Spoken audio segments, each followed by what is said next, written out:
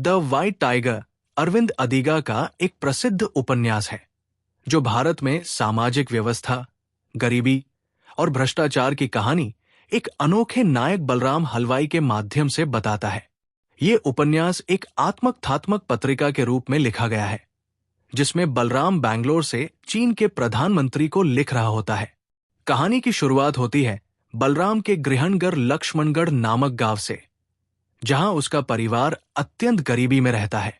गांव के 4 जमींदार, जिन्हें जानवर कहा जाता है, गांव के गरीबों का शोषण करते हैं।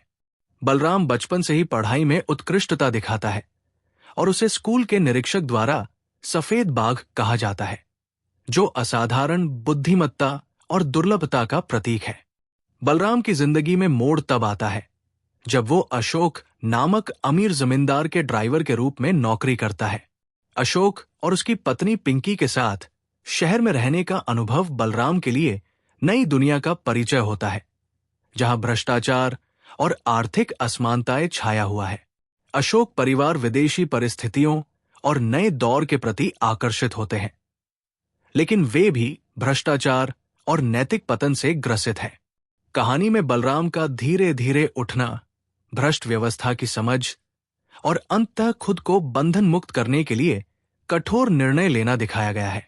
अशोक की हत्या करके बलराम अपनी स्वतंत्रता का मार्ग निकालता है और बैंगलोर में टैक्सी व्यवसाय शुरू करता है।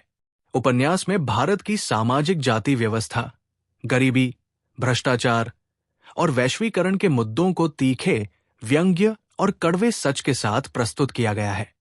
बलराम का सफेद बाघ के रूप में उभरना भारतीय सामाजिक ताना बाना में असाधारण सफलता की एक कहानी है, जो साहस, चतुराई और बलिदान से भरी है।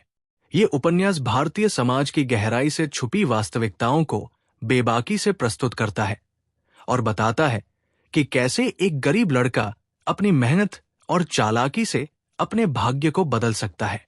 द व्हाइट टाइगर आधुनिक भारत की कहानी है, जिसमें उजाले और अंधकार की लड़ाई होती है, और बलराम उस सफेद बाघ की तरह है जो इस लड़ाई में जीतता है।